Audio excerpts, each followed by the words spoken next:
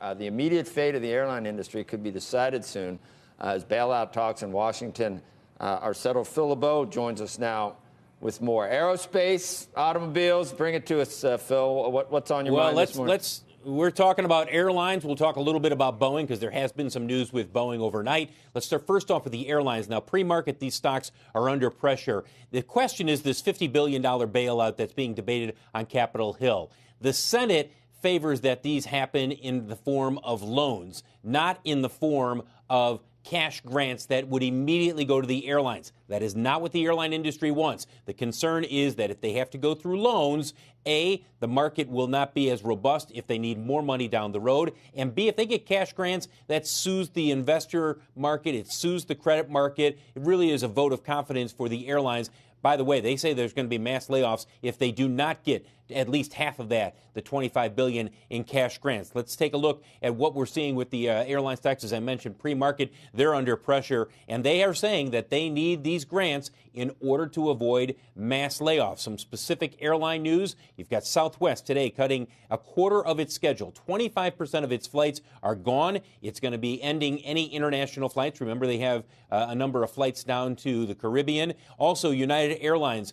On Friday night, first they said, that's it. We're essentially throwing in the towel on international flights. Then they came back within 24 hours and they said, okay, we're going to keep some because there are people overseas who need to get back to the United States. So we want to have some service available there. Don't be surprised if we see a similar move by other carriers as well. You've got JetBlue out with some news, reportedly going to be cutting back its schedule to less than half of its flights. And finally, let's talk about Boeing because the news overnight. Let's start first off. You've got them suspending their dividend stock buybacks. CEO David Calhoun, Chairman Larry Kellner, both saying they're going to forego their salaries. That came out on Friday. Then last night, there was a report in the Seattle Times that a worker at the Everett plant, which is still in operation, contracted the coronavirus and died.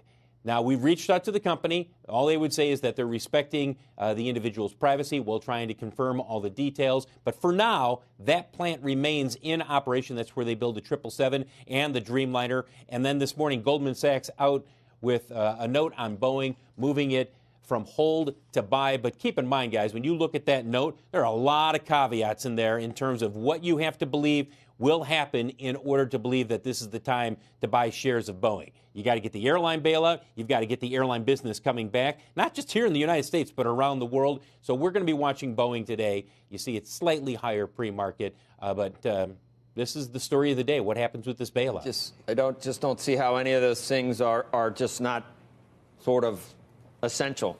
So, I mean, it just seems like I know it's not done yet, but I just, we're going to need, unless we're going to buy all our planes from Airbus, I just think that Boeing a year from now will be an ongoing concern, and I don't know if I can't imagine that all the shareholders would be sacrificed.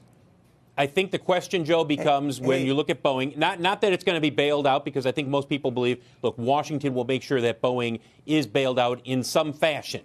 Couple of things. One, does it happen fast enough so that this company does not have to pursue bankruptcy over the next couple of months? Does it happen in the fashion that they want it to happen? And then two, by the way, Boeing says bankruptcy is not on the table right now.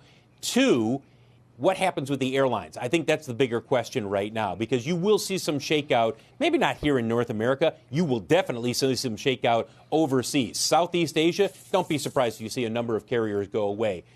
So that question is out there in terms of demand. How robust will it be, let's say, 9 months from now, 2 years from now?